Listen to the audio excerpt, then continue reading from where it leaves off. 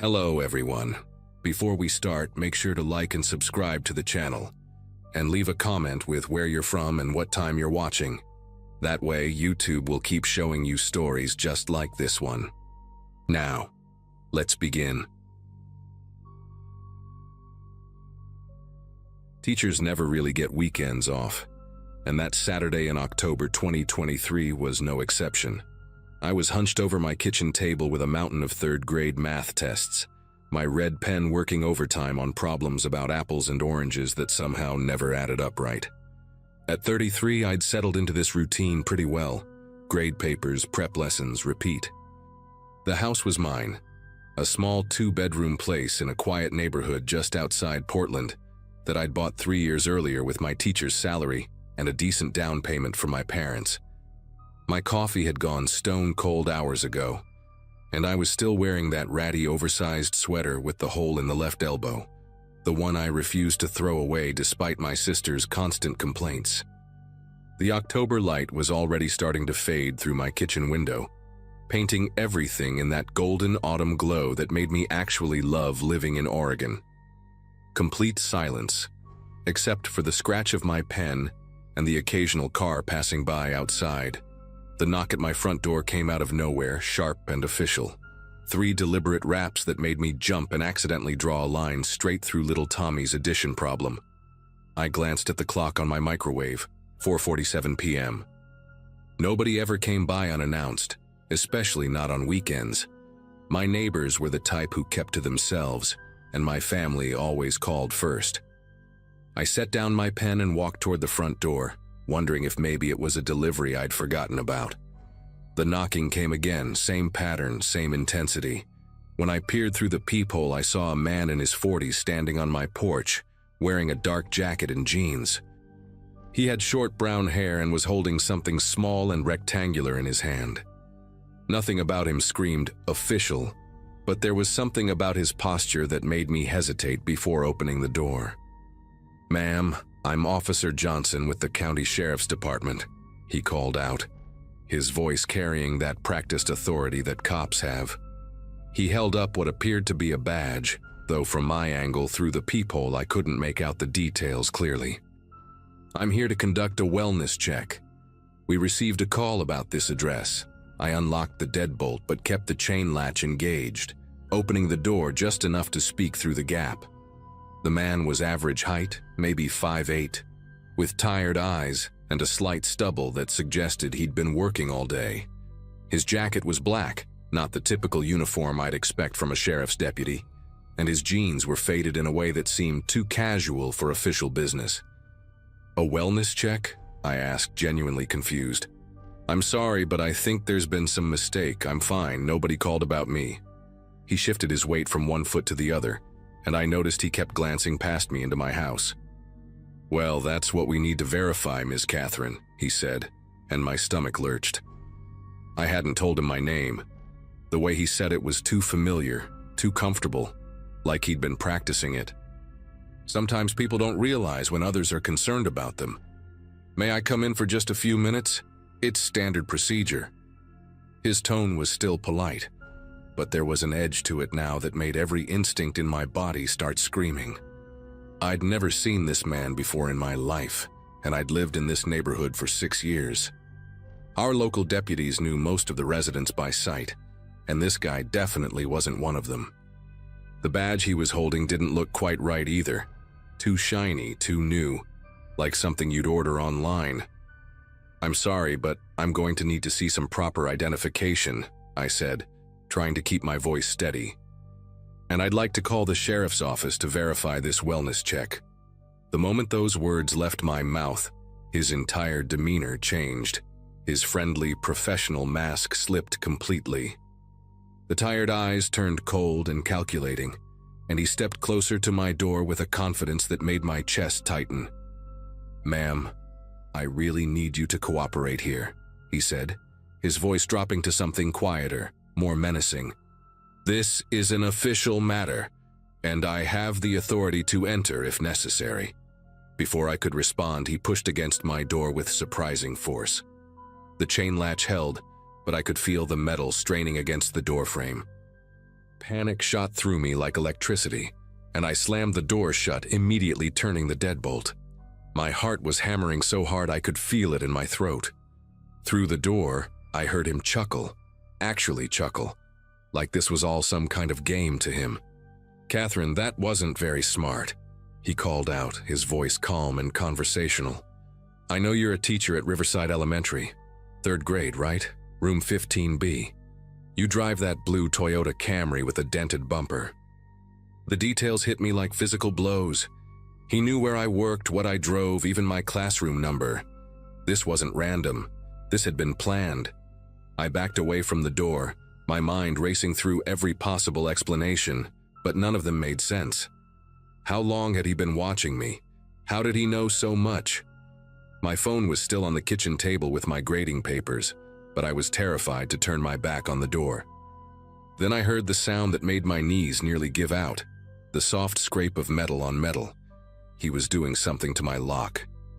"You know, Catherine," he continued, his voice muffled but still audible, "I've been watching you for weeks. You have quite a routine. Saturday afternoons grading papers, Sunday mornings at that little coffee shop on Maple Street where you always sit in the corner booth. You're very predictable." The scraping sound continued, methodical and patient. I realized with growing horror that he wasn't just trying to break in. He was picking my lock like he'd done it 100 times before. I spun around and sprinted toward the staircase, taking the steps 2 at a time. My sock slipped on the hardwood, and I nearly fell, catching myself on the banister. Behind me, I heard the distinctive click of my front door opening. "There we go," he said, his voice now inside my house, casual as if he'd been invited in for tea. "Much better. Now, Catherine, there's no need to make this difficult. I just want to talk." His footsteps were slow, deliberate, like he was taking his time to examine everything.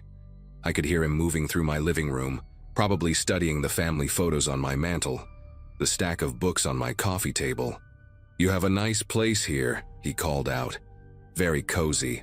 I especially like that photo of you and your sister from last Christmas, the one where you're wearing that red sweater. You both look so happy." The fact that he could identify my sister from a photo made my vision blur with terror. How long had he been planning this? How much did he know about my life? I reached the top of the stairs and dove into my bathroom, slamming the door and turning the lock. It was a flimsy interior door lock, the kind that could probably be opened with a butter knife, but it was the only barrier I had. My phone. I needed my phone. But it was still downstairs on the kitchen table, and there was no way I was going back down there. I frantically searched the bathroom for anything that could help. My hands were trembling so badly I could barely grip anything.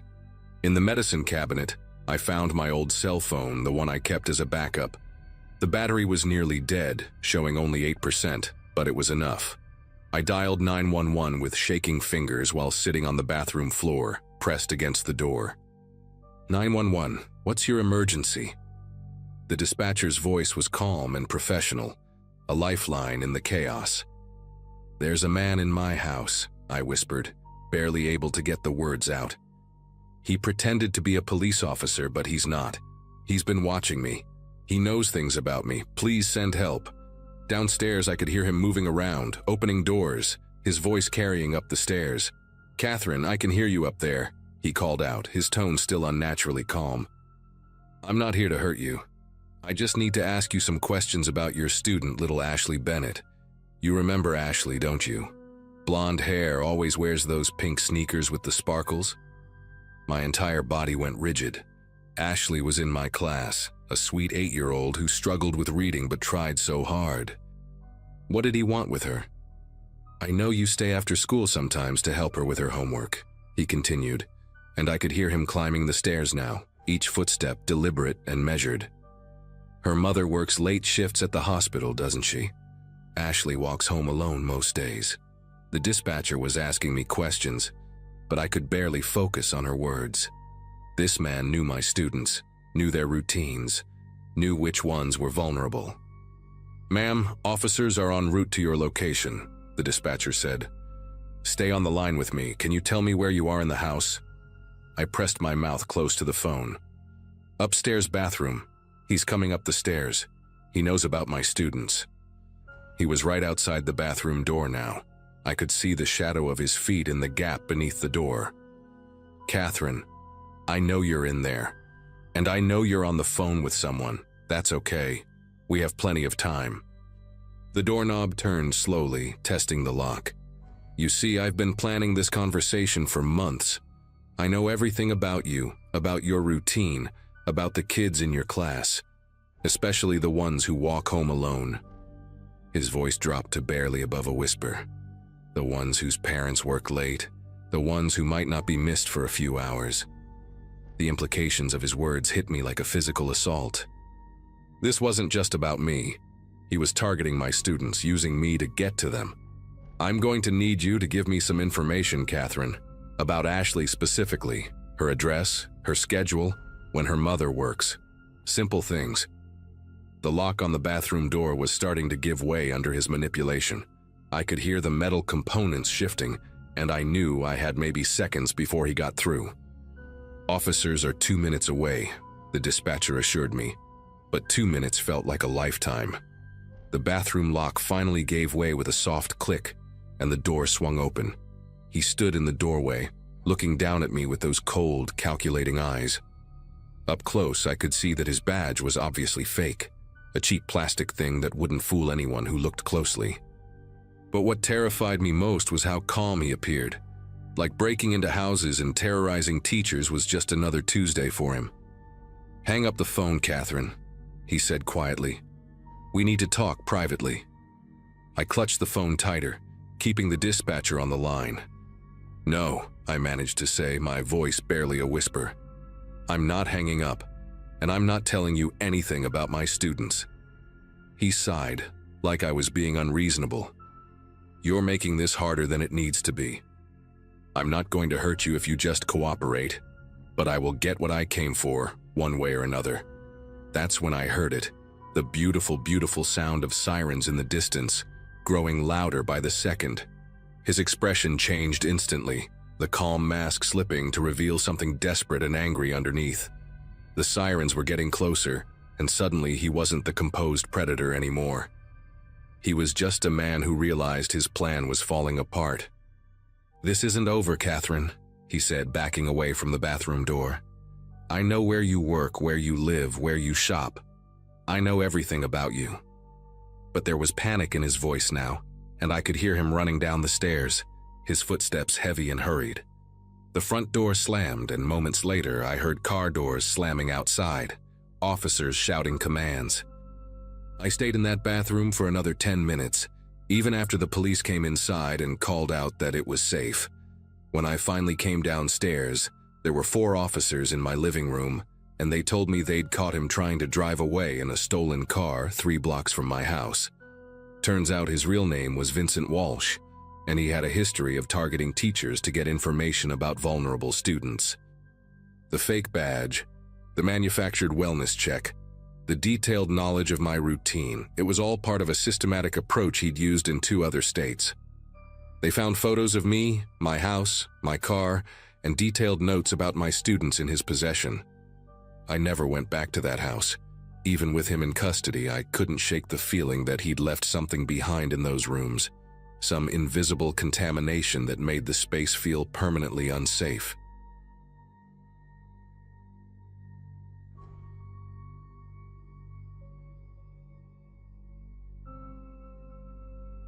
Looking back, I should have trusted my gut from the very first day I saw that van.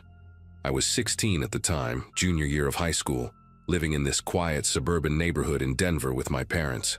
The kind of place where everyone knew everyone, where kids still rode bikes without helmets and parents didn't lock their doors during the day.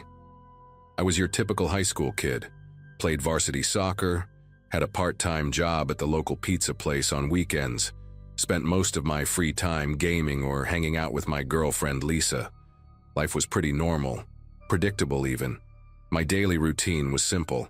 Catch the bus at 7:15, survive another day of chemistry and algebra, then walk the 3 blocks home around 3:30 p.m. Nothing ever changed in our neighborhood, which is exactly why that white van stood out like a sore thumb from day one. The van started showing up on a Tuesday in late September.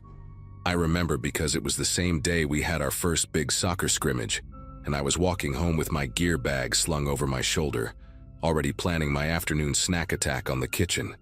That's when I first noticed it. This beat-up white cargo van parked directly across the street from our house, maybe 40 feet from our front door. The thing looked like it belonged to some contractor or maintenance crew, with rust spots along the wheel wells and a dent in the passenger side door that looked like someone had backed into a pole. But what struck me as weird was that it was just sitting there, engine off, no one around. No work trucks, no guys in hard hats, no construction happening anywhere on the block. I shrugged it off that first day, figured someone was visiting the Millers who lived in the house it was parked in front of. But then I saw it again the next day, and the day after that. By the end of the first week, I realized this wasn't some random coincidence. The van appeared like clockwork every single afternoon, always between 3 and 3:30 p.m., right around the time I got home from school. It would sit there for hours, sometimes until after dark, then disappear overnight only to return the next day. The windows were tinted dark enough that I couldn't see inside, but I could tell someone was in there because occasionally I'd catch a glimpse of movement in the driver's seat. Just subtle shifts like someone adjusting their position or maybe checking their phone. The really creepy part was that whoever was inside never got out. Not once. Not to stretch their legs, not to use the bathroom, nothing. They just sat there day after day watching our street. I started timing my walks from the bus stop, and sure enough, the van was always there before I arrived home. What made it even more disturbing was how the driver seemed to know my schedule better than I did. On the days I had soccer practice and got home later, around 5:30 p.m., the van would still be there waiting. When I had early dismissal for teacher conferences and walked home at 2:15 p.m., there it was, parked in the exact same spot. It was like whoever was inside had studied my routine and adjusted their schedule to match mine perfectly. I started paying closer attention to the van's details, memorizing everything I could. The license plate was from Colorado but covered in mud, making it impossible to read the numbers clearly. There was a small crack in the rear window that looked like a spider web, and the left taillight had red tape covering what was probably a broken lens. The more I noticed these details, the more convinced I became that this wasn't just some coincidence or innocent explanation. Someone was definitely watching our house, and more specifically, they were watching me. After 2 weeks of this pattern, I decided to tell my parents about it. Big mistake. When I brought it up during dinner, my dad just laughed and said I was being paranoid, that it was probably just someone who worked nearby and found a convenient parking spot. My mom was a bit more concerned but suggested maybe it was an undercover cop doing surveillance on drug dealers or something equally ridiculous. They both brushed off my concerns like I was some kid with an overactive imagination. The worst part was when my dad said, "Jake, you watch too many crime shows. Not everything is a conspiracy." That stung because I knew what I was seeing was real, and their dismissal made me feel like I was going crazy. I tried explaining how the van's timing perfectly matched my schedule, how the driver never got out, how the windows were too dark to see inside.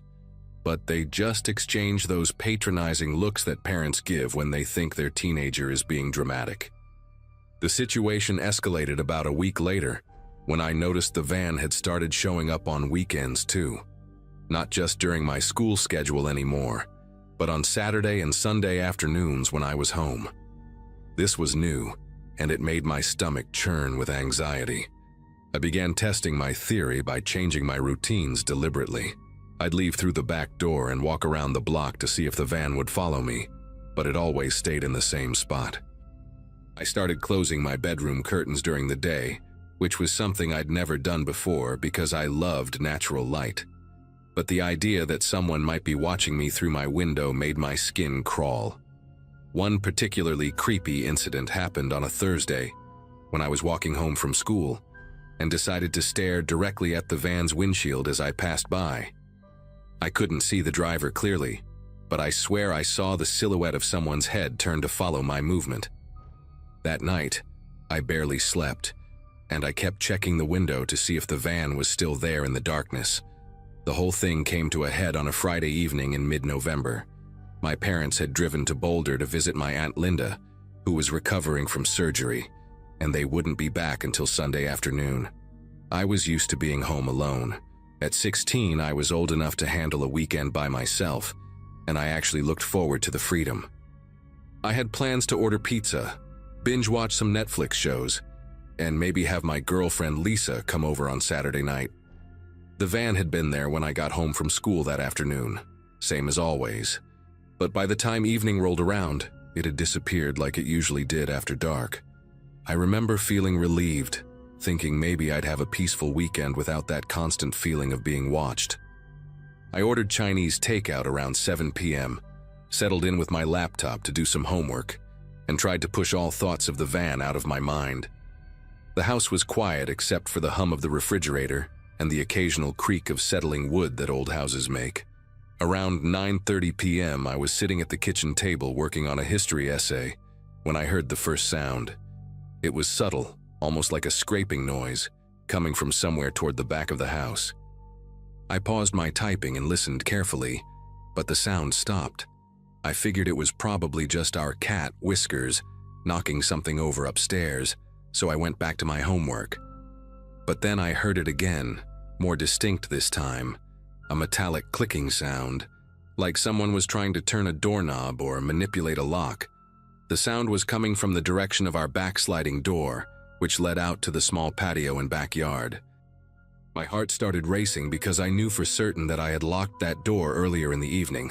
I always double-checked all the locks when my parents were away, and I distinctly remembered testing the sliding door handle to make sure it was secure. The clicking sound came again, more persistent this time, followed by what sounded like someone gently pushing against the door frame. I slowly closed my laptop and stood up from the kitchen table, trying to move as quietly as possible. The sounds were definitely coming from the sliding door, and they were getting more frequent. What terrified me most was how methodical they sounded. Not like someone trying to break in violently, but like someone who knew exactly what they were doing and was taking their time.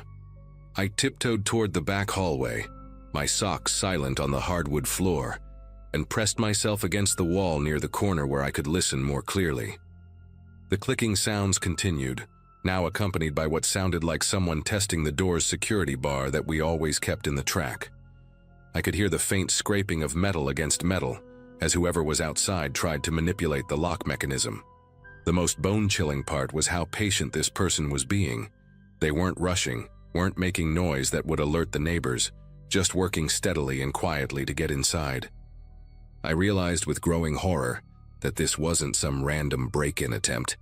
This was someone who had been watching our house long enough to know that my parents were away and that I was home alone.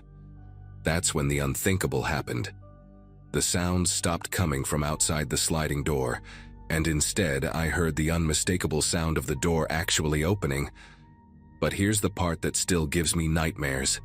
The sound wasn't coming from outside trying to get in. It was coming from inside the house, like someone was already inside and trying to open the door to let someone else in. I heard the distinctive whoosh of the heavy glass door sliding in its track, followed by the security bar being lifted and set aside. My mind couldn't process what I was hearing because it was impossible. No one else was supposed to be in the house. I had been alone all evening, and I would have heard if someone had broken in through another entrance. But the sounds were undeniable.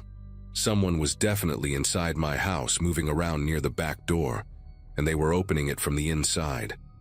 The metallic scraping I had been hearing wasn't someone trying to break in from outside. It was someone who was already inside, working to unlock the door and remove the security measures from the interior side. Pure terror hit me like a freight train. I stood there in the hallway, barely breathing, trying to figure out how someone could have gotten into my house without me knowing. That's when I heard footsteps. Slow, deliberate footsteps moving across the kitchen tile, heading toward the living room where I had been sitting just minutes before. I pressed myself harder against the wall, my heart pounding so loud I was sure whoever was in my house would hear it.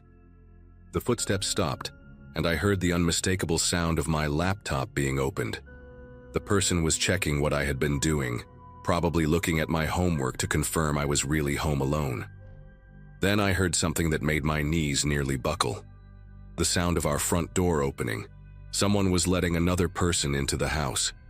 I heard hushed voices, two different people whispering to each other, but I couldn't make out what they were saying. The realization hit me that there were now at least 2 intruders in my house, and they had been coordinating this whole thing. The van, the weeks of surveillance, the timing when my parents were away. This had all been planned. I knew I had to act fast. Still pressed against the wall, I carefully reached into my pocket and pulled out my phone. My hands were trembling so badly I could barely unlock the screen, but I managed to dial 911 without making any sound. When the operator answered, I whispered as quietly as possible, "Someone's in my house. 2 people. I'm hiding. Send help now." I gave her my address and stayed on the line like she instructed. The voices in the living room were getting closer, and I could hear them moving through the house systematically, like they were searching for something or someone. I realized they were looking for me. I made a split-second decision to try to get upstairs to my parents' bedroom, where I could lock the door and have a better view of the street to watch for the police. As I started to move toward the staircase, staying low and moving as silently as possible, I heard one of them say clearly, "Check upstairs. He's got to be around here somewhere." The voice was male, older, and spoke with the kind of confidence that suggested this wasn't his first time doing something like this. I made it to the top of the stairs just as I heard the first police sirens in the distance, still several blocks away, but getting closer. The sirens seemed to spook the intruders because I heard rapid movement downstairs, like they were suddenly in a hurry to leave. I locked myself in my parents' bedroom and watched from their window as 3 police cars pulled up in front of our house, their red and blue lights flashing across the entire street. The officers moved quickly, surrounding the house with their flashlights drawn. I heard shouting from downstairs, commands like, "Police, show me your hands," and the sound of heavy boots on our hardwood floors. Within minutes, I heard the 911 operator telling me it was safe to come downstairs and identify myself to the officers. When I finally made it back to the living room, I saw 2 men in handcuffs. One was around 40 with greasy brown hair and a scraggly beard. The other was younger, maybe mid-20s, with multiple tattoos covering his arms. Neither of them looked familiar, and they wouldn't make eye contact with me. The older officer, Sergeant Williams, explained that they had caught both men trying to escape through our backyard when the police arrived. They had been hiding in our basement the entire time, waiting for the right moment to make their move. Here's the part that still haunts me to this day. The police investigation revealed that these guys had been casing our house for almost 2 months, not just 3 weeks like I thought. They had somehow gotten into our basement through an old storm cellar entrance that my parents didn't even know was accessible. The entrance was hidden behind some overgrown bushes on the side of our house, and the lock had been broken for who knows how long. They had been coming and going through that entrance, studying our family's routines, learning when we were home and when we weren't. The white van was just their observation post, but their actual base of operations was right under our feet the whole time. The police found sleeping bags, food wrappers, and even photos they had taken of me and my family going about our daily lives. Sergeant Williams told me that if I hadn't called when I did, they probably would have waited until I was asleep and then made their move. The thought of what could have happened still makes me sick to my stomach. The 2 men were part of a larger operation that targeted suburban families, specifically looking for houses with teenagers who might be home alone on weekends. They never told the police exactly what their plan was for me, but based on what the detectives found in their van and in our basement, it wasn't good. My parents came home immediately when the police called them, and we ended up moving to a different neighborhood within 2 months. I never found out what happened to those guys in court because my parents wanted to put the whole thing behind us and move on. But I learned to trust my instincts that day. If something feels wrong, if you notice patterns that don't make sense, don't let anyone tell you you're being paranoid. Sometimes the thing you're afraid of is exactly what you should be afraid of. I still check locks twice, and I still look carefully at any vehicle that stays parked on my street for more than a day. Some experiences change you forever, and this was definitely one of them.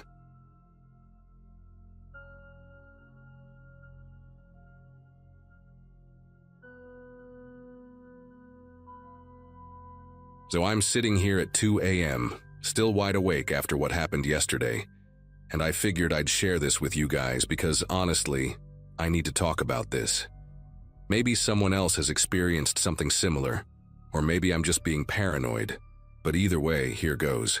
I'm a 28-year-old graphic designer who works from home most days, live alone in a small rental house in Austin, Texas, nothing fancy, just a quiet neighborhood where most people mind their own business.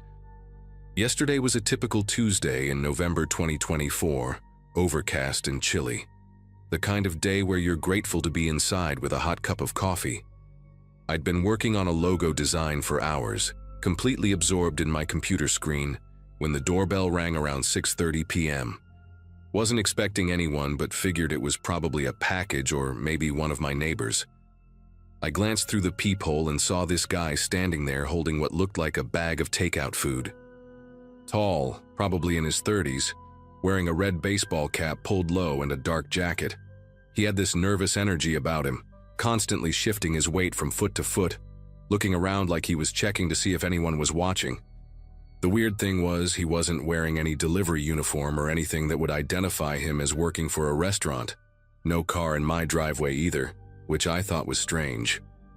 Usually delivery drivers park right in front of the house, but I couldn't see any vehicle from my front door.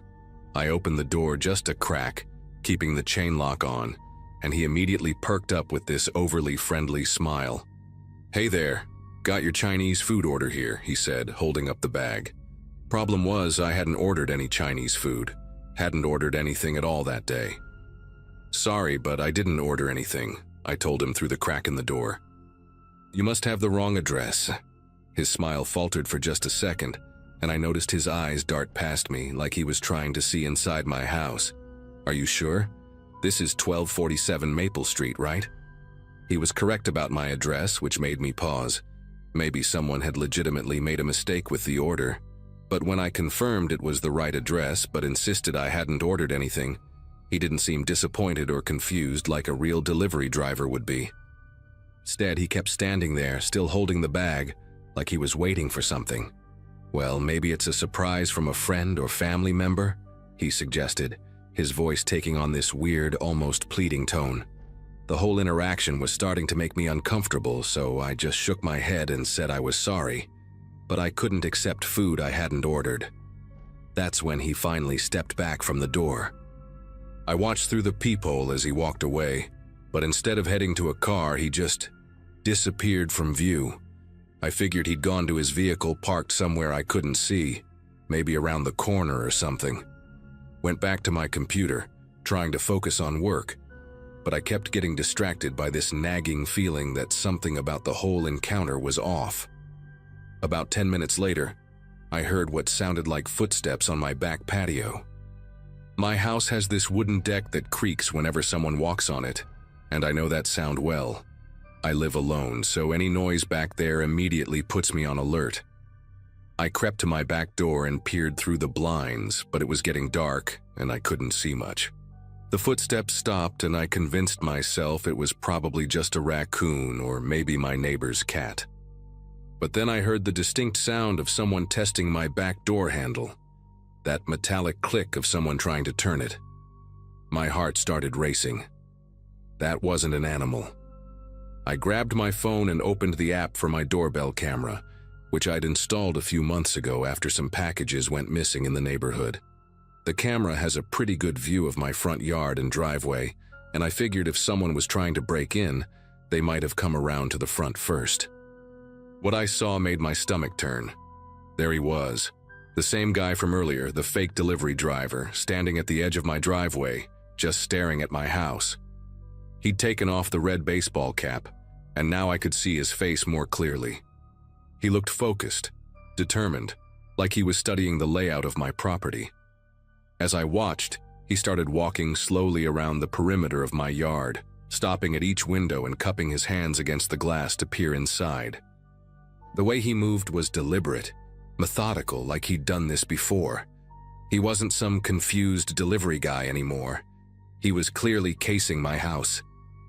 I ducked down below my living room window as he approached it, my pulse hammering in my ears. Through the app, I could see him pressing his face against the glass, his breath fogging up the window as he tried to see inside.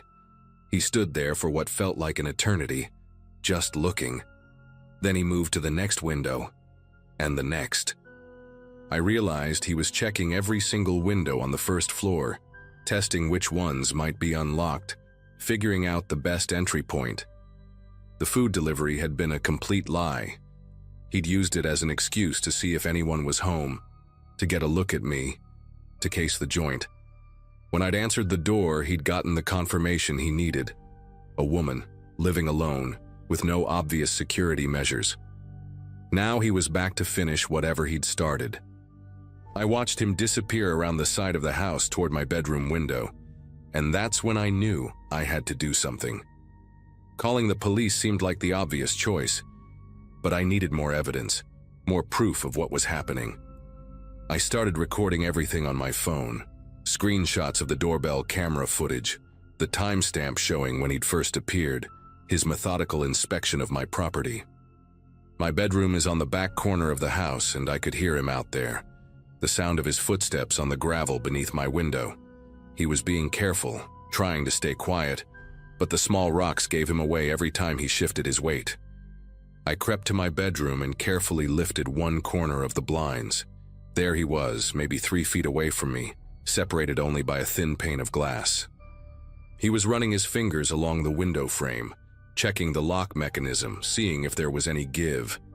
His face was illuminated by the security light from my neighbor's yard, and I could see the concentration in his expression. This wasn't random.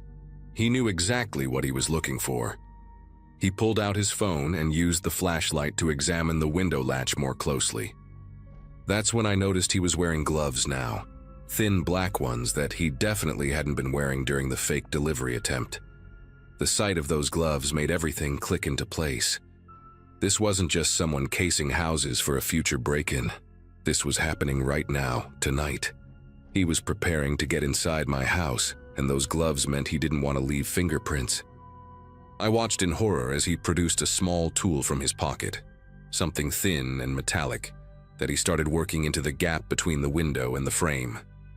He was trying to jimmy the lock, and from the practiced way he was doing it, this clearly wasn't his first time. My window is old, probably original to the house, and the lock mechanism isn't the most secure. I could see him making progress, the tool slipping deeper into the gap with each careful manipulation. The metallic scratching sound was barely audible, but in the dead silence of the evening, it might as well have been nails on a chalkboard. I realized I had maybe minutes before he got that window open, and once he was inside, I'd be trapped in my own house with someone who'd gone through elaborate lengths to get to me. The fake delivery, the reconnaissance, the gloves, the tools, this was all premeditated, and I was the target. That's when I made a decision that probably saved my life. Instead of calling 911 and waiting for police to arrive, I decided to make as much noise as possible. I ran to my living room and turned on every single light in the house, then cranked up my stereo system to maximum volume. The sudden blast of music echoing through the neighborhood was jarring, but it had the intended effect. Through my bedroom window, I could see him jerk back in surprise, his tool clattering to the ground. He looked around frantically, probably wondering if the noise meant I'd spotted him, or if other people would come to investigate. I kept the music blaring and started flashing my porch lights on and off repeatedly, creating a strobing effect that lit up the entire front yard. My neighbor across the street, Mrs. Peterson, came out onto her porch to see what the commotion was about. That's when I saw him make his move. He abandoned the window completely and started jogging toward the street, keeping his head down and his hands in his pockets. I watched through my doorbell camera as he disappeared down the sidewalk, moving quickly but not quite running, like he was trying not to draw attention to himself. I called 911 while keeping the lights and music going, figuring it was better to be safe than sorry. The dispatcher took my report seriously, especially when I mentioned the tools and gloves. and sent a patrol car within 15 minutes. The officer was this older guy named Sergeant Martinez, who'd clearly seen his share of weird situations. He walked the perimeter of my house with a flashlight, found the tool the guy had dropped beneath my bedroom window. Turned out to be a modified screwdriver designed for forcing locks. He also found footprints in the soft dirt around several of my windows, confirming what I'd witnessed.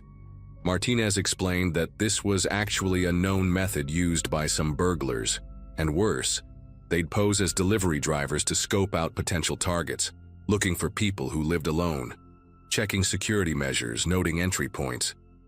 The fake delivery wasn't just about seeing if anyone was home. It was about getting a good look at me, seeing if I seemed vulnerable, assessing whether I'd be an easy target. He said I'd done exactly the right thing by making noise and drawing attention, because predators like this rely on stealth and anonymity. Once the whole neighborhood was aware something was happening, he had no choice but to retreat. Martinez filed a detailed report and took all my doorbell camera footage as evidence. He also connected my case to two similar incidents that had happened in nearby neighborhoods over the past month. Fake delivery attempts followed by attempted break-ins, all targeting women living alone. Apparently, I was the first one who'd managed to get clear footage of the perpetrator and evidence of his methods. The investigation is still ongoing, but Martinez told me they're confident they'll catch this guy eventually. He also helped me upgrade my home security that same week. Better window locks, motion sensor lights, and a more comprehensive camera system. I haven't seen the fake delivery guy since that night, but I also haven't answered my door for any unexpected visitors. The whole experience taught me to trust my instincts. That nagging feeling I had during the initial encounter was my subconscious picking up on danger signals I couldn't consciously identify. Now I tell everyone I know, if someone shows up at your door with food you didn't order, don't just politely decline. Pay attention to whether they seem genuinely confused or if they're lingering, looking around, asking questions. Real delivery drivers have other stops to make. They don't have time to stand around trying to convince you to take food that isn't yours. And if something feels wrong, make noise, get attention. Don't worry about seeming rude or paranoid. Sometimes being loud and obnoxious is exactly what keeps you safe.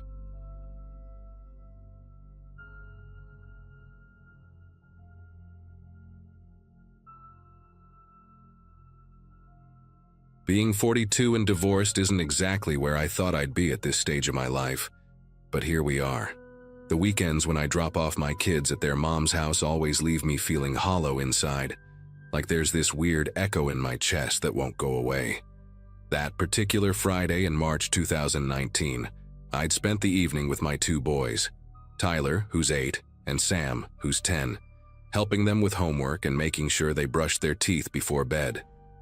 Their mom, Janet, was working late again, which meant I got to do the bedtime routine at her place instead of mine. The drive back to my own house felt longer than usual, maybe because I was dreading another weekend alone in that too-quiet ranch house I'd bought after the divorce. The neighborhood was one of those newer developments on the outskirts of Phoenix, where all the houses look similar, and the streetlights cast these harsh white circles on the pavement. I remember thinking how different it felt from the cozy family home we used to share, where every corner held memories of birthday parties and Christmas mornings. When I got home around 9:30, I grabbed a beer from the fridge and collapsed onto the couch, flipping through channels until I landed on some old action movie from the 90s. The house felt too big and too empty, the way it always did when the kids weren't there to fill it with their laughter and constant chatter. I must have dozed off somewhere during the second act because the next thing I knew, I was being jolted awake by this sudden brightness flooding through the sliding glass door that led to my back patio. My heart was already racing from being startled out of sleep, and it took me a few seconds to realize what had happened. The motion-activated lights outside had kicked on. I glanced at the cable box clock and saw it was 3:14 in the morning, which made me groan because I knew I'd have a crick in my neck from sleeping on the couch. The TV was still on, some infomercial about kitchen knives playing at low volume, and I was about to reach for the remote when I saw him. There was a man standing just outside my back door, perfectly still, facing the glass. He was tall, maybe 6 feet, wearing what looked like a dark jacket or hoodie. And even though I couldn't make out his face clearly through the glass, I could tell he was looking directly at me. My first thought was that it had to be one of my neighbors, probably old Mr. Henderson from next door, who had a habit of wandering around his yard at odd hours when he'd had too much to drink. The guy had done stranger things before, like the time I found him trying to unlock my car door thinking it was his own. So I did what seemed logical at the time. I reached for the light switch near the door and flipped it off, figuring that would give him the hint to head back to his own house. The patio went dark again, and I waited for the sound of footsteps on the concrete, or maybe the creak of the side gate opening and closing. But nothing happened. The silence stretched on for what felt like minutes, and I started to wonder if maybe he'd left and I just hadn't heard him. I got up from the couch, my joints protesting after the awkward nap, and walked closer to the glass door. My reflection stared back at me from the dark surface, making it impossible to see outside clearly. I cupped my hands around my eyes and pressed my face against the cool glass, trying to peer into the darkness of my backyard. The motion sensor kicked in again, flooding the patio with that harsh white light, and my heart nearly jumped out of my chest. He was still there, hadn't moved an inch from where he'd been standing before, but now I could see him more clearly, and what I saw made my stomach twist into a knot. This wasn't Mr. Henderson. This guy was younger, maybe in his 30s, with greasy black hair that hung down to his shoulders, and a pale, gaunt face that looked almost skeletal under the bright lights.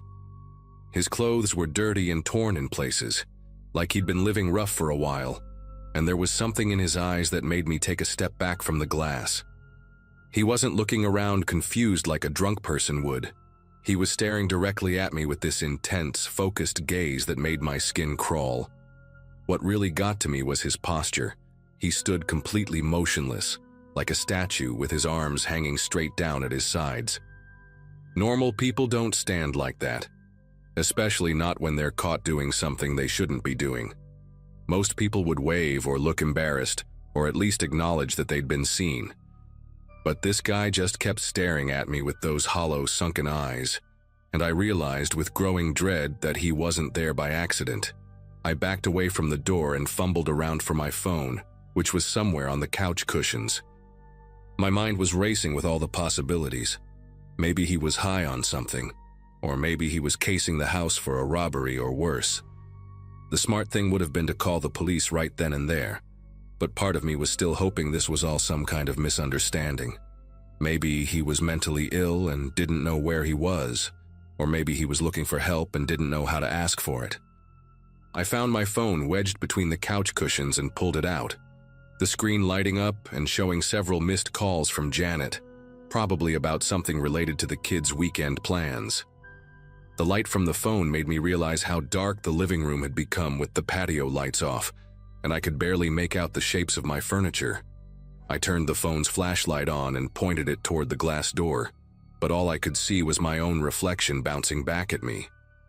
The motion sensor hadn't triggered again, which meant either he'd left, or he was standing perfectly still in the darkness just beyond the range of the detector. The thought of him being out there, hidden in the shadows of my backyard, made my pulse quicken. I decided to try a different approach and walked over to the wall switch that controlled the interior lights near the back door. If I turned those on, maybe I could get a better view of what was happening outside without triggering the motion sensor again. The overhead lights flickered on, bathing the living room in a warm yellow glow that made everything feel more normal for a moment. I approached the glass door again, this time more cautiously, and pressed my face against it to look outside. The patio was still dark, but I could make out the shapes of my outdoor furniture. The small table and 2 chairs I'd bought last summer, the barbecue grill covered with a tarp, and the potted plants Janet had left behind when she moved out. Everything looked normal, peaceful even, and I started to think maybe the guy had finally gotten the message and left. But then I heard it. A soft, rhythmic tapping sound coming from somewhere along the side of the house. It was quiet, almost polite, like someone gently knocking on a door. Tap, tap, tap. Then silence for a few seconds, followed by another series of taps. The sound was coming from the direction of my bedroom window, which faced the narrow strip of yard between my house and the neighbor's fence. I stood there in my living room listening to that methodical tapping and felt this creeping realization that whoever was out there wasn't just passing through. He was systematically checking different parts of my house. The tapping would stop for a minute or two, then start up again from what sounded like a slightly different location. First it was near the bedroom window, then it moved toward what I thought might be the guest bathroom window on the side of the house. Each time the same pattern, gentle, persistent tapping, like he was testing something or trying to get my attention. I grabbed a baseball bat from the hall closet, one of those aluminum ones left over from when I used to play in a weekend league before the divorce. The weight of it in my grip made me feel slightly more confident, though I'd never actually used it as a weapon before. I crept through the house, following the sound from window to window, but every time I got close enough to peek through the blinds, the tapping would stop. It was like he knew exactly where I was and was always one step ahead of me. The whole situation had this surreal quality to it, like I was trapped in some kind of twisted game of cat and mouse where I didn't know the rules. Around 4 in the morning, the tapping finally stopped completely, and the silence that followed was somehow worse than the noise had been. At least when I could hear him, I knew roughly where he was and what he was doing. But now the quiet stretched on, and I found myself straining to hear any sound that might give away his location. I made myself a cup of coffee, partly because I needed the caffeine, and partly because I knew there was no way I was going back to sleep that night. The kitchen felt exposed with its big window facing the backyard, so I kept the lights off and moved around carefully, trying not to create any silhouettes that might be visible from outside. Every few minutes I'd check the locks on all the doors and windows, even though I'd already checked them multiple times. The front door had a deadbolt and a chain, the back door had a deadbolt and one of those sliding bar locks, and all the windows had their standard latches engaged. I even checked the basement door, though I couldn't imagine why anyone would try to get in that way.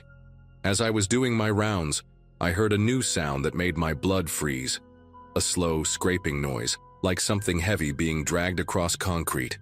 The scraping sound was coming from the back patio area, and it had this deliberate, methodical quality that suggested whoever was out there was moving something with purpose. I could hear it clearly through the glass door, a rhythmic scrape, pause, as if someone was repositioning heavy objects one by one. My mind immediately went to the worst-case scenario. He was moving my patio furniture to create some kind of makeshift ladder or barricade. Maybe he was stacking the chairs on top of the table to reach a higher window. Or maybe he was clearing a path for something even worse. The scraping went on for what felt like hours, but was probably only 20 or 30 minutes, and then it stopped as abruptly as it had begun. I stood in my darkened kitchen, gripping the baseball bat so tightly my knuckles ached, and waited for whatever was going to happen next. The silence that followed was pregnant with possibility, and I found myself jumping at every tiny sound. The hum of the refrigerator, the settling of the house, the distant rumble of an early morning delivery truck on the main road. I kept thinking about my kids, grateful they were safe at their mother's house and not here with me dealing with this nightmare.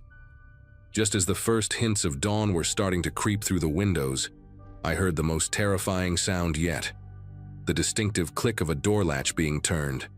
But it wasn't coming from outside. It was coming from inside the house, specifically from the direction of the back door. The sound was unmistakable, the soft metallic click of the deadbolt being slowly, carefully turned from the inside. I knew that sound intimately because I'd heard it thousands of times. It was the sound of someone unlocking my back door, but somehow, impossibly, it was happening from within my own house. My entire body went cold as the implications hit me. Either someone had gotten inside without me knowing it, or there was something fundamentally wrong with my understanding of the situation. I crept toward the back of the house, the bat raised and ready, my heart hammering so hard I was sure it could be heard from outside. The living room was still bathed in that yellow overhead light, and as I approached the glass door, I could see that the deadbolt was indeed unlocked. The little brass thumb turn was in the horizontal position, even though I was absolutely certain I had checked it just an hour earlier and found it securely locked in the vertical position. Standing there staring at that unlocked deadbolt, I felt like reality was slipping away from me. There was no logical explanation for how that lock could have been turned from the inside unless someone was already in the house with me. But I'd been awake for hours, moving through every room, and I hadn't seen or heard anyone inside. The only other possibility was that I was losing my mind, that the stress of the divorce and the loneliness were finally catching up to me in the worst possible way. I approached the door slowly, bat raised, and peered through the glass into the pre-dawn darkness of my backyard. The motion sensor triggered again, flooding the patio with light, and what I saw made my legs nearly give out beneath me. All of my patio furniture had been carefully arranged in a perfect circle around the door. The table, both chairs, even the heavy ceramic planters that I could barely lift by myself. But more disturbing than the arrangement itself was the fact that each piece of furniture had been positioned to face inward toward the glass door, like an audience waiting for a performance. In the center of this bizarre circle, pressed against the glass, was a single muddy handprint that definitely hadn't been there before. That's when I finally called the police. I didn't care anymore if I looked paranoid or crazy. I just wanted someone else to witness what was happening and tell me I wasn't imagining it all. The dispatcher was professional, but I could hear the skepticism in her voice when I tried to explain about the furniture arrangement and the unlocked door. 2 patrol officers arrived about 15 minutes later, and they were surprisingly thorough in their investigation.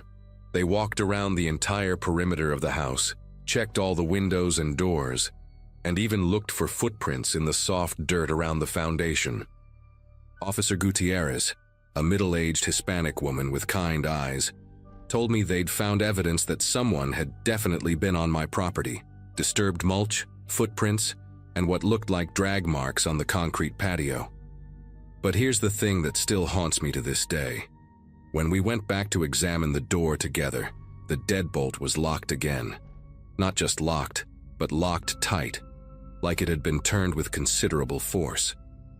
Neither of the officers saw me touch it, and I swear on my children's lives that I never went near that lock after discovering it was open. The muddy handprint was gone too, and the patio furniture was back in its normal positions. Officer Gutierrez suggested I might want to install a security camera system, and I took her advice the very next day.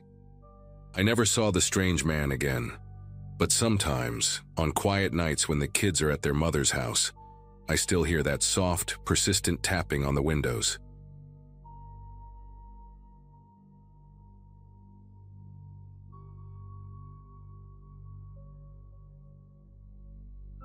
I'd just signed the lease on a small 1-bedroom on the 2nd floor of a brick building near the edge of town, the kind of place with cheap carpet, off-white walls, and neighbors you rarely see unless you're doing laundry at the same time. Honestly, I wasn't being picky.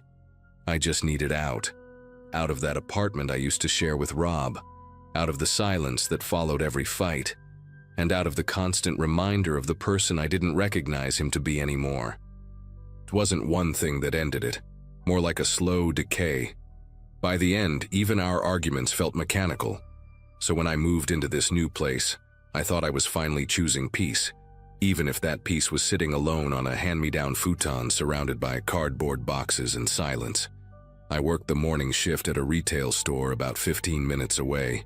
It was nothing glamorous, clothes, hangers, fluorescent lights, but the hours were steady, and I got home before it got dark. I'd usually pick up something from the deli downstairs or throw together pasta while scrolling mindlessly on my phone. The building itself was quiet, sometimes eerily so. The hallway lights flickered now and then, and the guy across from me always left his shoes facing the wrong direction outside his door, which bugged me more than it should have. But for the most part, it was uneventful, until I started getting the texts. They didn't come all at once. The first one I got just said, "You should have kept the red lipstick." No number, just a message from an unknown sender. I figured it was spam or someone trying to be clever. But then, a couple days later, another, "That pizza smelled good last night. Did you save me a slice?" That one hit different. I hadn't posted anything online and I live alone. I stared at my phone for a while, trying to remember if maybe I had told someone about the pizza, maybe in passing at work. But no one would say that in such a weird way. I deleted it, told myself not to freak out, and decided to ignore it. People play dumb pranks, doesn't mean anything. By the time the third message came, "You looked so tired in the kitchen this morning," I stopped pretending it was harmless. My kitchen window faces the back alley.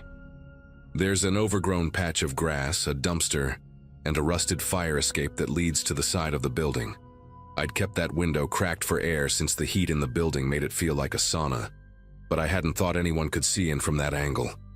I slammed it shut and yanked the blinds down so hard they went crooked.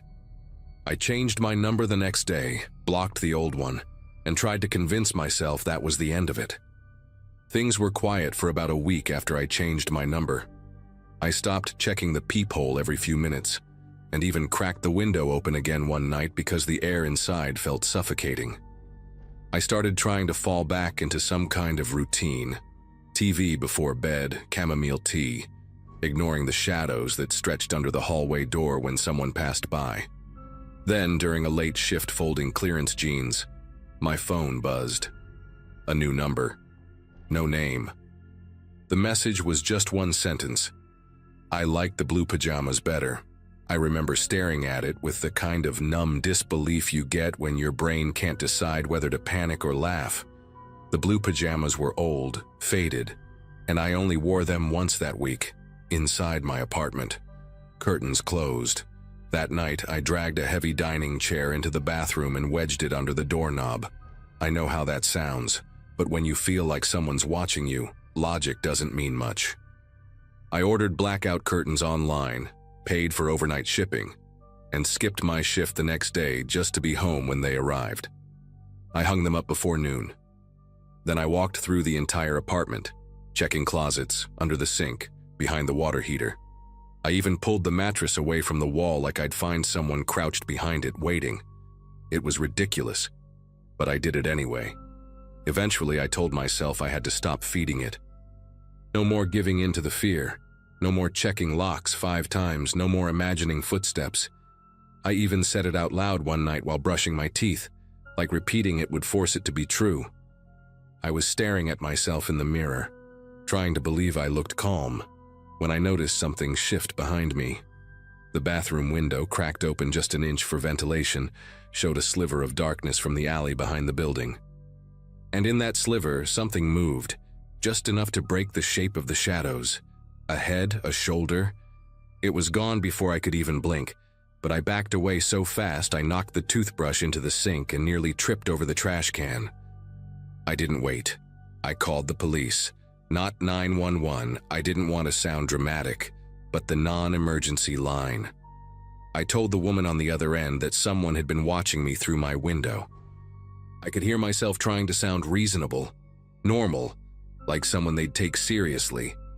She sent 2 officers within 10 minutes.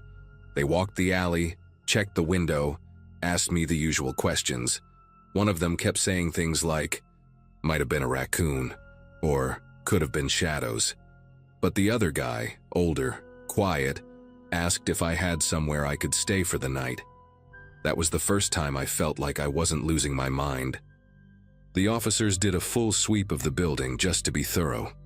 I stayed outside by the squad car with a blanket over my shoulders, watching their flashlights move across the windows like ghosts pacing inside. It was freezing, but I didn't care. I felt exposed, like whatever had been hiding out there had finally stepped a little too close. 20 minutes later, one of the officers came out with a box, a plain cardboard box sealed with duct tape. He didn't say much at first, just asked if I recognized any of the items. Inside, a black balaclava, gloves, and a roll of duct tape. The gloves looked familiar. Rob had a pair just like that, and I knew that brand of tape. He used it for everything. His initials were written on the inside flap of the box with Sharpie. RD. They found it stashed in the laundry room on the ground floor, tucked behind the water heater in a corner no one used. I hadn't thought of Rob in weeks, not really. After the breakup, he'd texted me a couple of times, Nothing threatening, just vague stuff like, "Hope you're doing okay," or "Miss talking to you." I didn't reply. I'd even blocked his number eventually. But he'd been to that building once. He helped me move in. I guess that was enough. He knew which unit was mine, knew how the windows opened, knew I lived alone. The police didn't arrest him that night, but they did track him down for questioning. Apparently, he denied everything, said he hadn't been near my building since moving day, and that he had no idea how any of that stuff got there. They couldn't prove he'd been trespassing. There were no cameras in the alley, and nothing had technically happened inside my apartment. But after that night, I didn't sleep there again. I packed everything into my car the next morning and went to stay with my sister across town. She didn't ask many questions. I think she saw it in my face. Something had crossed a line I couldn't uncross. A few weeks later, I broke my lease and moved out for good. I haven't heard from him since. I never got another message. I still don't know what he was planning, or how long he'd been watching. But sometimes I think about the box in the laundry room, and how close it was to the stairs that led straight to my floor. I think about how small that gap was in the window, and how easily I'd ignored the feeling that something was wrong, just because I didn't want to sound crazy. I learned to listen to that feeling now, even if it whispers.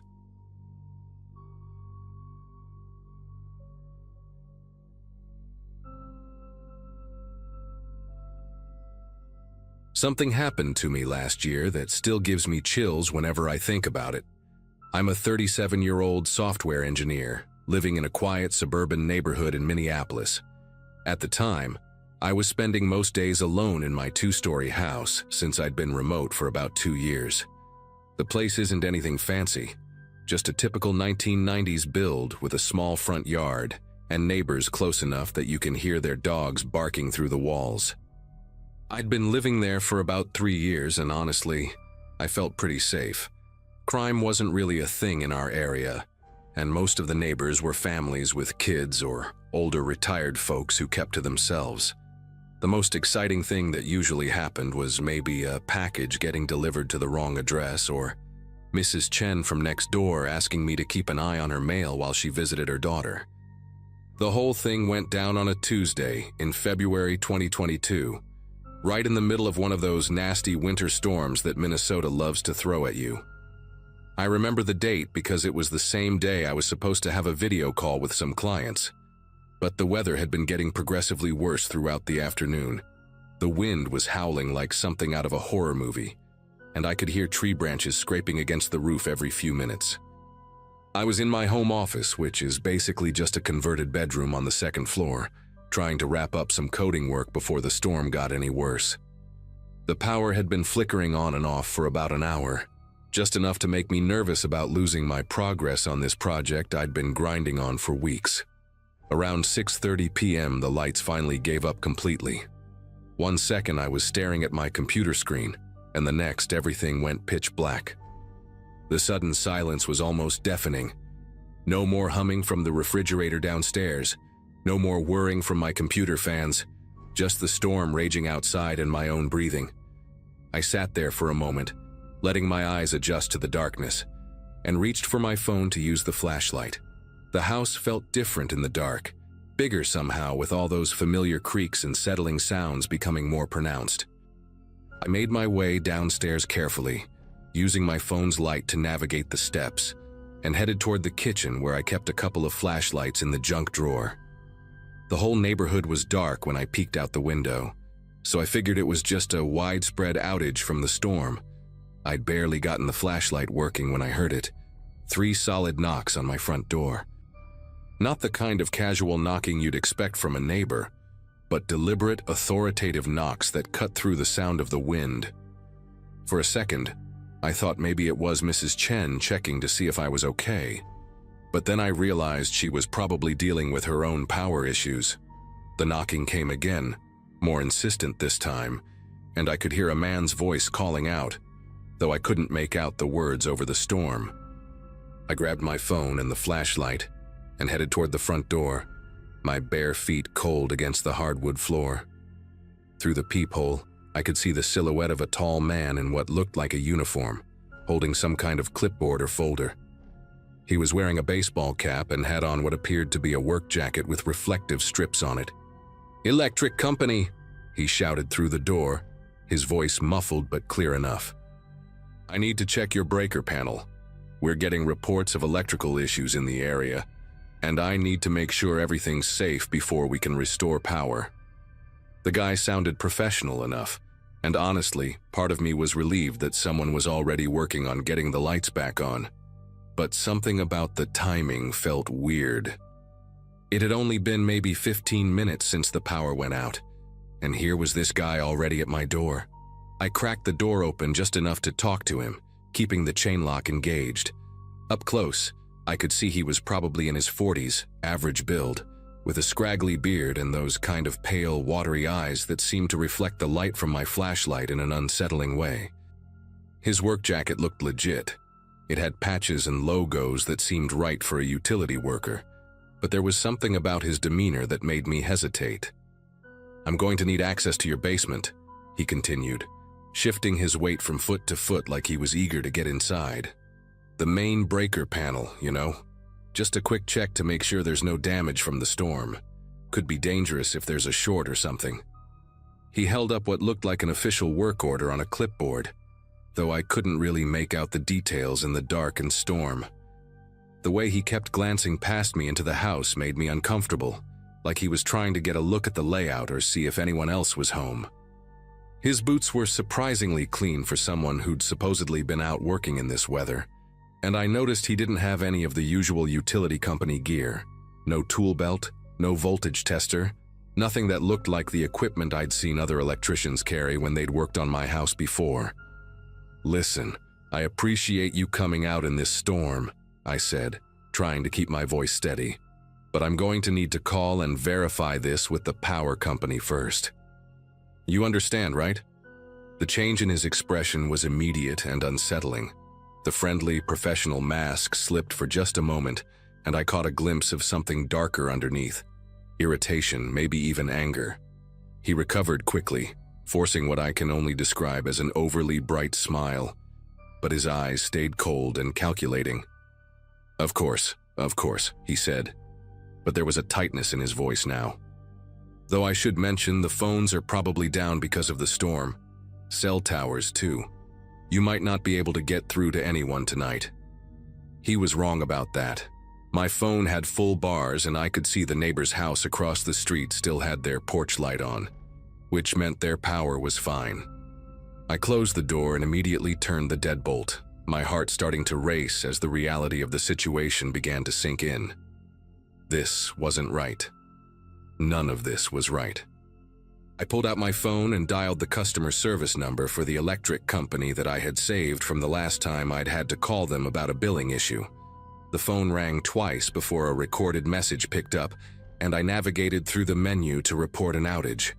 When I finally got through to a real person, I explained the situation, that I'd lost power, and someone claiming to be from their company was at my door. The representative put me on hold for what felt like forever, and I could hear the man outside moving around, his footsteps crunching in the snow as he walked around the perimeter of my house. When she came back on the line, her words made my stomach clench with fear. "Sir, we show no outages reported in your area tonight, and we definitely don't have any crews dispatched to your neighborhood." The phone call confirmed what my gut had been telling me. This guy was not who he claimed to be. I thanked the representative and hung up, then immediately dialed 911. While I waited for them to answer, I could hear the man outside trying the door handle, the metal rattling softly as he tested whether it was locked. Then came the sound of his footsteps moving toward the back of the house, and I realized he was checking all the possible entry points. The 911 operator answered on the third ring, and I whispered my address and explained that someone was trying to get into my house by impersonating a utility worker. She told me to stay on the line, and that officers were being dispatched, but in a storm like this, response times could be delayed. Meanwhile, I could hear the man moving around my backyard, and at one point I saw the beam of a flashlight sweep across my kitchen window. He was being methodical, checking every door and window on the ground level. I grabbed a kitchen knife from the block on the counter and made my way upstairs, staying on the phone with the dispatcher. From my bedroom window, I had a better view of the street and could see that several houses in the neighborhood still had power. Their windows were glowing warmly in the darkness. My power hadn't gone out because of the storm. Somehow, this person had cut my electricity specifically. The realization hit me like a physical blow. This wasn't some random opportunist taking advantage of a power outage. This was planned. This was targeted. I could hear him trying the sliding door that led to my back deck, the metal frame squeaking as he applied pressure. The dispatcher kept asking me questions. Could I see any vehicles? Did I recognize the person? Was I somewhere safe? But my mind was racing with possibilities, none of them good. Who was this guy? Why my house? How long had he been watching me to know that I lived alone? The next 20 minutes were the longest of my life. I stayed upstairs, knife in hand, watching from different windows as this person continued to circle my house like a predator. At one point, he disappeared completely, and the silence was almost worse than hearing his footsteps. I kept thinking he'd found a way in, that any second I'd hear him coming up the stairs. Then I spotted him near my neighbor's fence, and I realized he was probably trying to figure out if anyone else was around to help me or witness what he was doing. The storm was working in his favor. It was loud enough to mask any sounds he might make, and most people were probably hunkered down inside their own homes. I could see him checking his phone periodically, and at one point he made a call to someone, though I couldn't hear what he was saying. The fact that he wasn't working alone made everything 10 times more terrifying. Finally, I heard the most beautiful sound in the world. Sirens in the distance, getting closer. The man must have heard them too, because suddenly he was moving fast, jogging away from my house toward the street. From my bedroom window, I watched him climb into a dark pickup truck that had been parked about 3 houses down, its lights off. He drove away without turning on his headlights, disappearing into the storm just as 2 police cars turned onto my street. When the officers arrived, they found that my main electrical line had been deliberately cut with wire cutters. A clean, professional job that had killed power to just my house. They also discovered fresh footprints around my entire property and scratches around my back door lock where he'd been trying to force it open. The police filed a report and increased patrols in the area, but they never caught the guy. A week later, I had security cameras installed and changed all my locks. I still don't know who he was or what he wanted, but I'm certain that if I had let him inside that night, I wouldn't be here to tell this story.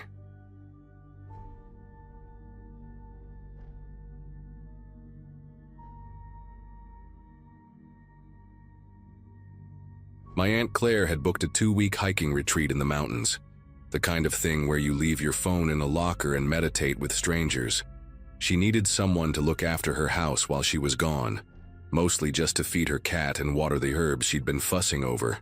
Since I'd just left a toxic job and wasn't in any rush to start another one, I figured some quiet time in a different neighborhood might actually help clear my head. The house wasn't far, just on the edge of a quiet, older suburb, the kind with lopsided mailboxes and porches cluttered with wind chimes and ceramic frogs. It was the 5th day when I first noticed him. I'd just finished rinsing a coffee mug when something out the kitchen window caught my eye. A man stood by the back fence, motionless, about 3 feet from the corner where the wood slats bent toward the alley.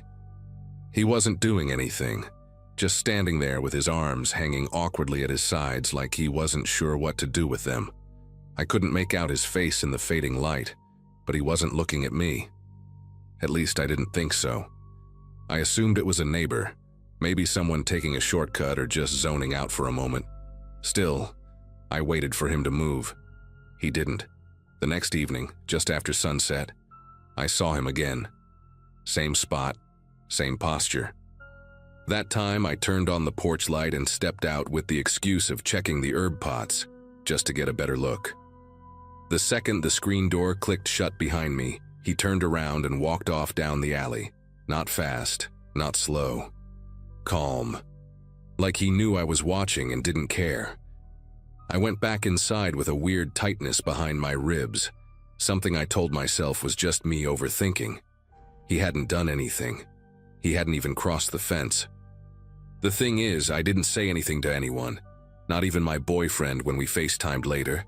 I didn't want to sound paranoid, but on the 7th night, the power blinked off for about 10 seconds during dinner, just enough to be annoying. When the lights came back, the cat was no longer on the windowsill where he'd been curled up. I found him hiding behind the laundry machine, pupils wide, tail puffed. I laughed it off, telling him he was being dramatic. But as I walked back into the living room, I noticed the sliding back door, which I always kept locked, was slightly open, just 2 inches. No breeze, no creak. Just that quiet, deliberate gap. I stood there, staring at the door, trying to convince myself I'd left it like that. But I couldn't remember doing it. I always checked the locks before bed, a habit from growing up with a mom who triple-checked every window before turning in. Slid it shut, locked it, and walked the perimeter of the house twice. Every door, every window locked. Still, I didn't sleep much that night. Every faint creak of the walls settling made me sit up. At one point, I thought I heard footsteps on the gravel outside, but when I peeked through the blinds, the yard was empty. The next morning, something felt rearranged, not dramatically. Just a few small things. A coffee spoon left in the sink that I was sure I hadn't used. One of my socks missing from the laundry basket. The cat's bowl shifted a foot to the left. All of it was subtle enough to make me question myself, or at least, that's what I kept telling myself. I even made a little joke about it in a voice note to my friend Emily. Maybe Claire's house is just haunted by a really tidy ghost. I didn't mention the man at the fence, or the sliding door. Later that day, I decided to go outside and really look around the backyard. Claire's fence stretched all the way around, tall and weathered, but still sturdy. The area near the alley had some overgrown vines and an old rake leaning against it. I walked along the fence line and noticed something odd.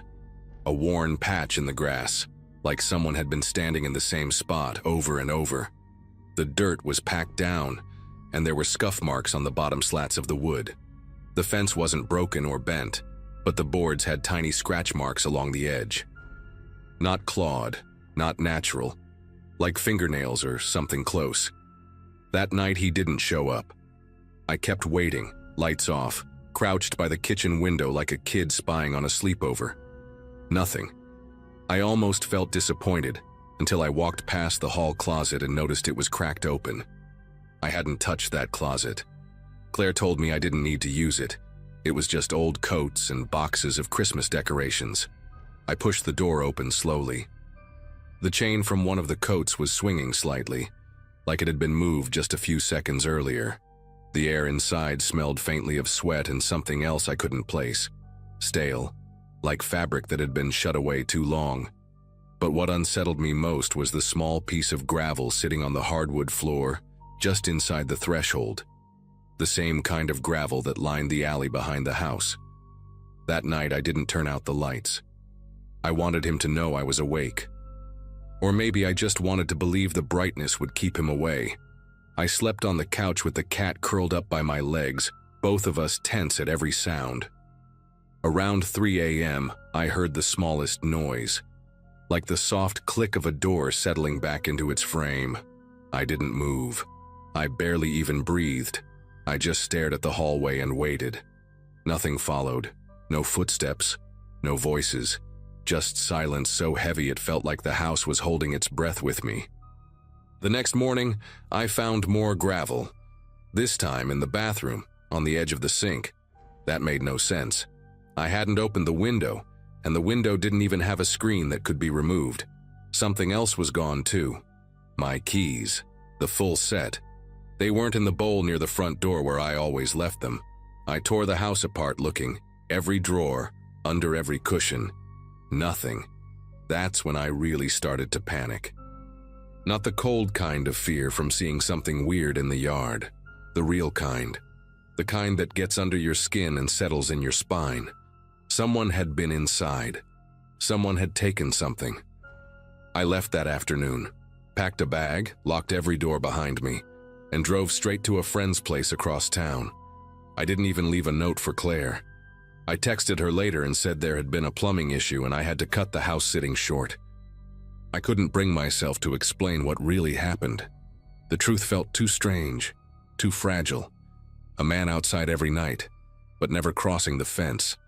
Then things missing, moved, wrong. And gravel. Just gravel. Turning up in places it shouldn't be.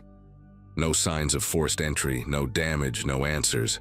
When Claire got back, she told me everything looked fine. She even found my keys in the hall closet, she said, tucked inside one of her winter boots. I didn't know what to say. I never told her about the man or the gravel, but I haven't been back to that house since. Sometimes I wonder if he still stands by that fence every evening, just far enough not to be a crime, close enough to be noticed. Watching, waiting for someone else who won't take him seriously, until he's no longer standing outside. It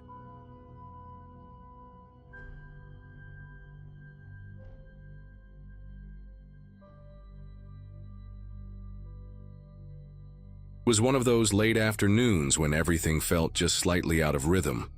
Not wrong, just unsettled.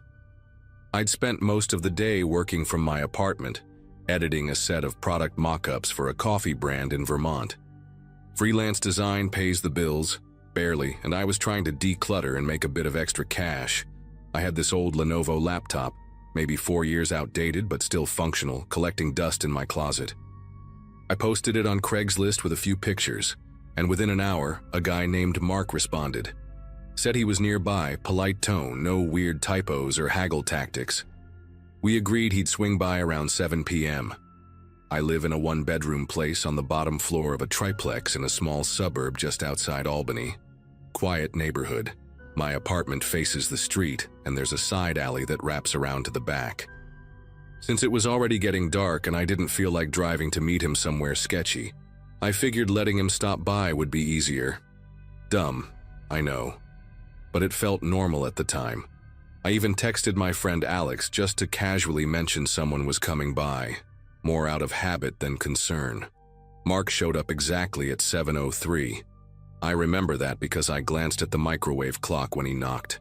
He looked average. Mid-30s, dark jeans, gray hoodie, clean-shaven. He smiled when I opened the door, but not in a weird way. More like someone doing a favor. I invited him in, showed him the laptop, even offered to plug it in so he could check if everything worked. He nodded along, asked a few questions, then, kind of abruptly, asked if he could use the bathroom. I hesitated for a second, but it felt too awkward to say no. It's just a bathroom, right? The moment he disappeared down the hall, something shifted. I couldn't explain why, but the quiet got heavier. I stood near the kitchen listening. After maybe a minute, I heard the toilet flush, the sink run, and then nothing. Just silence. A long, bloated silence. Then, all at once, the lights went out. Every bulb. The microwave clock, too. The hum of the fridge cut off.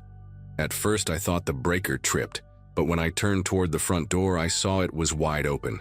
No Mark. No laptop. Just the night air leaking in through the doorway and the sound of distant traffic, like nothing had ever happened. I stepped outside, still holding my phone, thinking maybe he'd stepped out for a call or something. But the sidewalk was empty. No cars pulling away. No footsteps fading. Just that eerie stillness neighborhoods get after dinner, when everyone's already settled in for the night. I walked back in and locked the door, more annoyed than scared. I figured he'd pulled some kind of distraction trick to grab the laptop and run. Classic bait and switch. But when I checked the table, the laptop charger was still plugged into the wall. And the power wasn't out on the whole street. My neighbor's porch lights were glowing like nothing happened. It was just my place. I went to the circuit breaker in the hallway closet and flipped it back on. Everything hummed to life again. Fridge, lights, microwave. I locked every door and window after that. Double-checked the bathroom too, just in case. Nothing. No one. I texted Alex something like, "Guy came by, kinda weird, stole the laptop maybe, not sure." I didn't feel like explaining all the details yet. I sat on the couch with my phone in my hand, thinking maybe I'd just overreacted. Maybe he panicked. Maybe it was all just some flaky Craigslist dude being flaky. But that night didn't settle. Around 10:40, I heard a noise from the kitchen. Not loud, a small, distinct click, like a cabinet gently shutting. My cat was at my parents' for the week, so it wasn't that. I stood up and walked over, flicking on the kitchen light. Nothing seemed out of place. I opened a few drawers just to be sure, even the fridge. Still nothing. I told myself maybe the wood shifted or something. You know how apartments make random noises when they settle. Still, I ended up turning every light on in the apartment, just to feel less stupidly exposed. A little after midnight, I tried to sleep. I locked the bedroom door, again, something I don't normally do, and left a lamp on. But just as I was drifting, I heard the front door rattle. Like someone gently tested the knob, maybe once or twice, then stopped. I lay there staring at the ceiling, trying not to breathe too loud. I didn't move, didn't check. I just waited, counting out seconds in my head until I lost track. Eventually, it went quiet again. I told myself it had to be wind or a delivery person hitting the wrong house, but my body didn't believe me. The next morning, sunlight didn't make the place feel any better. I noticed something off right away.